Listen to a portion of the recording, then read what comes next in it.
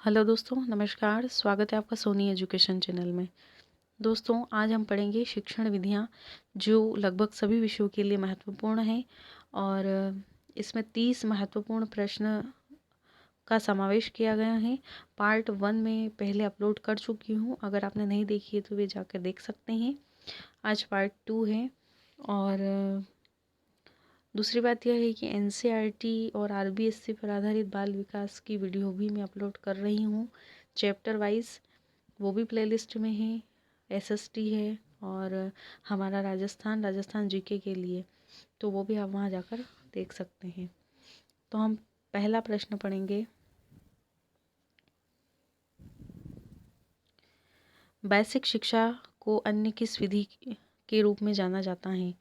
तो बेसिक शिक्षा को अन्य वर्धा योजना के रूप में जाना जाता है। नेक्स्ट है, बुनियादी तालीम या वर्धा योजना किस सिद्धांत पर आधारित है? तो बुनियादी या तालीम कह सकते हैं कि बेसिक शिक्षा को बुनियादी तालीम भी कहा जाता है। तो 3 नाम हो गए, बेसिक शिक्षा, वर्धा योजना और बुनियादी तालीम। तो इसे हस्त कौशल शिक्षा के सिद्धांत पर यह आधारित है। नेक्स्ट है, शिक्षण को प्रभावी बनाने के लिए किस कौशल का प्रयोग किया जाता है? तो शिक्षण को प्रभावी बनाने के लिए पुनर्बलन कौशल का प्रयोग किया जाता है। नेक्स्ट है, कक्षा में जब कोई शिक्षक नया पाठ आरंभ करता है तब वह किस कौशल से परिचित कराता है? तो सबसे पहले हम कक्षा में जब पढ़ाने जाते हैं तो हम उन्हें प्रस्तावना सिखाते हैं, इंट्रोडक्शन करवाते हैं। नेक्स्ट है, तथ्यों, सिद्धांतों एवं अन्य विषयगत संबंधों का स्पष्टीकरण जिसे शिक्षक बच्चों को सुनाना एवं समझाना चाहता है किस कौशल की अभिव्यक्ति है? तो तथ्य हुए या कोई सिद्धांत हुआ या अन्य किसी भी विषय के संबंध में हम बच्चों को जानकारी देते हैं, चाहे वो चैप्टर पढ़ा रहे हैं या किसी भी टॉपिक पे हम उन्हें स्पष्टीकरण दे रहे हैं। तो शिक्षक जब बच्चों को यह चीज़ें समझाता है तो वह व्याख्यान विधि के अंतर्गत आता है। नेक्स्ट है, जहाँ अनुक्रिया अशाब्दिक ना होकर सांकेतिक हो, यहाँ क्री आएगा, टाइपिंग में थोड़ी सी मिस्टेक है। जहाँ अनुक्रिया अशाब्दिक ना होकर सांकेतिक हो तब उसमें अशाब्दिक पुनर्बलन कहते हैं। जब हम शब्द ही नहीं बोलेंगे, यानी कि संकेत के माध्यम से जब कुछ अनुक्रिया करेंगे तो वह अशाब्दिक पुनर्बलन होगा। नेक्स्ट है, पुनर्बलन कितने प्रकार का होता है? तो पुनर्बलन 2 प्रकार का होता है, धनात्मक और ऋणात्मक। एक धनात्मक से पुनर्बलन मिलता है और दूसरे से नहीं मिलता है। नेक्स्ट है, उद्दीपन कौशल के 2 प्रमुख घटक कौन से हैं? तो शरीर संरचना और शारीरिक संकेतक या हाव भाव। नेक्स्ट है, प्रस्तावना कौशल क्या है? तो शिक्षक द्वारा पढ़ाए जाने वाले पाठ का छात्रों से परिचय कराने के लिए प्रस्तावना कौशल का उपयोग किया जाता है। जब छात्रों को हम पाठ पढ़ाते हैं तो सबसे पहले हम छात्रों को पाठ का थोड़ा इंट्रोडक्शन देते हैं, परिचय करवाते हैं, उसे ही प्रस्तावना कौशल कहा गया है। नेक्स्ट है, प्रस्तावना कौशल के प्रमुख घटक कौन कौन से हैं? तो प्रस्तावना कौशल के 2 प्रमुख घटक हैं। पहला है प्रश्नों कथनों में श्रृंखलाबद्धता होनी चाहिए तथा प्रश्नों कथनों का छात्रों के पूर्व ज्ञान से संबंध होना चाहिए। एक तो क्रमबद्धता होनी चाहिए सरल से कठिन की ओर। दूसरी बात, छात्रों को पूर्व ज्ञान से हमें जोड़ना चाहिए। नेक्स्ट है, व्याख्यान कौशल क्या है? ये सभी एग्ज़ाम की दृष्टि से महत्वपूर्ण प्रश्न ही हैं। कक्षा में व्याख्यान उन तथ्यों, सिद्धांतों या अन्य संबंधों का स्पष्टीकरण जिनको शिक्षक चाहता है कि छात्र या उसे सुनने वाले समझे। कोई भी तथ्य सिद्धांत हुआ उसे व्याख्यान कौशल के अंतर्गत कहा जाएगा और शिक्षक छात्रों को समझाएगा। नेक्स्ट है, प्रश्न कौशल की 2 प्रमुख घटक कौन से हैं? तो प्रश्न कौशल के 2 प्रमुख घटक, प्रश्नों की संरचना कैसी होना चाहिए? तो प्रश्नों की संरचना का हमें ज्ञान होना चाहिए कि हमें प्रश्न कैसे बनाने हैं और प्रश्नों का क्रम होना चाहिए। नेक्स्ट है, शिक्षण से क्या आशय हैं? तो शिक्षण एक सामाजिक प्रक्रिया है जिस पर शासन प्रणाली, सामाजिक दर्शन, परिस्थितियों तथा मूल्यों इत्यादि का प्रभाव पड़ता है। नेक्स्ट है, दर्शन तथा संस्कृतियों के आधार पर शिक्षण के अर्थ को कितने भागों में बांटा गया है? तो दर्शन तथा संस्कृति के आधार पर शिक्षण को 3 भागों में बांटा गया है। नेक्स्ट है, शिक्षण अधिगम के प्रमुख विषय कौन से हैं? तो कला और विज्ञान 2 प्रमुख विषय हैं। नेक्स्ट है, शिक्षण अधिगम का अर्थ क्या है?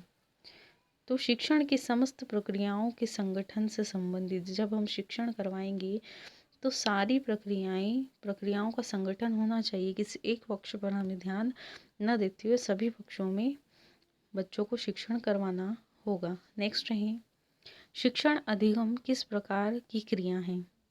तो शिक्षण अधिगम कौशल युक्त क्रिया है। नेक्स्ट है, शिक्षण अधिगम के 2 मुख्य अंग कौन से हैं? तो शिक्षण अधिगम के 2 मुख्य अंग, सबसे पहला, जब शिक्षण करवाया जाएगा तो सिखाने वाला होना चाहिए और सीखने वाला होना चाहिए और एक सिखाने वाला होना चाहिए। यानी कि शिक्षण प्रक्रिया में छात्र भी महत्वपूर्ण हैं और शिक्षक भी महत्वपूर्ण हैं। तो एक सिखाने वाला और एक सीखने वाला। नेक्स्ट है, शिक्षण प्रक्रिया की सामान्य सूत्र के प्रतिपादक कौन है? तो हर्बर्ट स्पेंसर थे। नेक्स्ट है, किस शिक्षण प्रक्रिया में बालक के संज्ञान की वस्तुओं को आधार बनाकर अज्ञात वस्तुओं की जानकारी, जब बालक, यानी कि कौन सी ऐसी शिक्षण प्रक्रिया है जिसमें बालक की संज्ञान की वस्तुओं को, यानी कि बालक को उन वस्तुओं का आधार बनाया जाता है या जिसे उसने देख रखा है, जो उसके माइंड में है।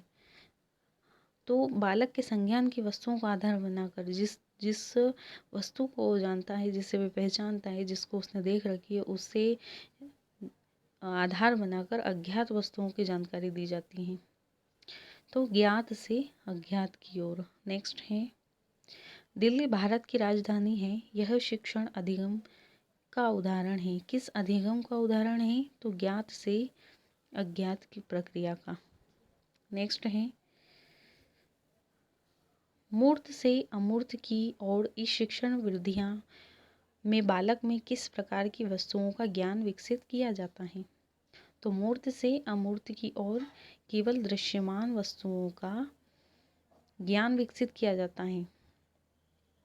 मूर्त यानी कि जिसे हम प्रत्यक्ष रूप से देख सकें। तो देखी हुई वस्तुओं से जो ना देखी हैं उस तक बालक को ज्ञान विकसित करना, तो केवल दृश्यमान वस्तुओं से ही हम जानकारी देंगे। नेक्स्ट है, स्थल से सूक्ष्म की ओर का मुख्य उदाहरण दीजिए। तो स्थूल से सूक्ष्म की ओर मॉडल और चार्ट आदि हैं। नेक्स्ट है, पूर्ण से अंश की ओर इस शिक्षण प्रक्रिया में मुख्य तत्व क्या क्या दिए जाते हैं? तो पूर्ण से अंश की ओर में वाक्य हैं, शब्द हैं तथा वर्णन है। नेक्स्ट है, शिक्षण प्रक्रिया के मनोवैज्ञानिक सिद्धांतों में प्रेरणा, रुचि जागृत, बच्चों में प्रेरणा का भाव होना, रुचि जागृत करना और क्रिया करके सिखाना। नेक्स्ट है, स्किनर के अनुसार शिक्षण क्या है? तो पुनर्बलन की आकस्मिकताओं का क्रम है। पुनर्बलन आ जाए तो स्किनर 100%, 99% तो लगता ही है। ये एक ट्रिक बता रही हूँ। नेक्स्ट है, एक उत्तम शिक्षण की मुख्य विशेषता, अच्छे शिक्षण में अधिगमकर्ता स्वयं सीखने के लिए प्रेरित होता है। यानी कि सीखने वाला स्वयं सीखने के लिए उसके अंदर भाव हो, यह एक अच्छे शिक्षण की विशेषता है। नेक्स्ट है, शिक्षण के प्रमुख स्थल कौन कौन से हैं? तो स्मृति स्तर है, बौद्ध स्तर है और चिंतन स्तर है। नेक्स्ट है, शिक्षण अधिगम के संदर्भ में बर्टन के विचार क्या हैं? तो उसका एक प्रमुख विचार है, शिक्षण के लिए उद्दीपन, पथ प्रदर्शक एवं उत्साहवर्धन होना चाहिए। तो पथ प्रदर्शक, उत्साहवर्धन क्या होना चाहिए? उद्दीपन होना चाहिए। नेक्स्ट है, उद्देश्य के आधार पर शिक्षण को कितने भागों में बांटा गया है? तो शिक्षण को 3 भागों में बांटा गया है, ज्ञानात्मक, भावनात्मक और मनोगत्यात्मक। ये आपके 60 यानी कि पार्ट 1 में 30 थे। मैंने इसमें सीरीज़ नेक्स्ट पार्ट के अकॉर्डिंग ही लगाई है, तो 31 से लेकर 60 तक हो गए हैं। आगे के 61 से 90 तक नेक्स्ट पार्ट में रहेंगे। दोस्तों वीडियो अच्छी लगी हो तो लाइक शेयर कमेंट कीजिए। धन्यवाद।